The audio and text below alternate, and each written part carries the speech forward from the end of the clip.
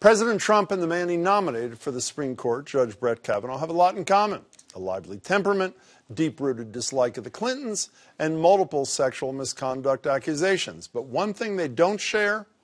Yes, we drank beer. I liked beer. Still like beer. We drank beer. I can honestly say I never had a beer in my life, okay? Right. It's one of my only good traits. Can you imagine if I had? What a mess I'd be. Actually, I can, because look at him sober. This exchange came earlier on in that press conference with ABC reporter Cecilia Vega. Okay, question? Yeah, go ahead. Sure. She's shocked that I picked her. No. She's like in a state of shock. I'm not thinking, Mr. That's President. okay. I know you're not thinking. You never do. I'm sorry? No, go ahead. Go ahead. I know you're not thinking? Seriously? And coming from the president who always thinks before he speaks, but it didn't stop there.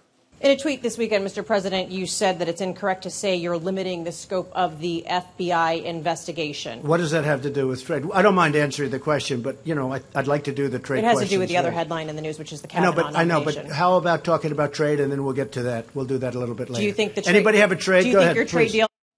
Asking a question at a press conference. How dare she? Of course, things only got worse later on when another reporter, CNN's Caitlin Collins, weighed in. Now that you've answered several questions on trade, I'd like to turn don't to Judge do that. Kavanaugh. Do you have? President, excuse me. Do you have a question on trade? We'll do one or two more questions on trade. You answered several questions. Okay, on don't trade. do that. That's not nice. Mr. President, and besides you said that, somebody is before you. Excuse me. He thinks she wasn't being nice. So after berating Collins for just doing her job, Trump turned to another reporter. Give her the mic, please. Thank you very much. Was border security or funding Yes. for the wall discussed during the negotiation, Yes. and who will pay for the Yes. wall? So instead of considering the reporters Trump had just disrespected and putting their questions to the president, she wasted no time in asking the president about what he wanted to talk about.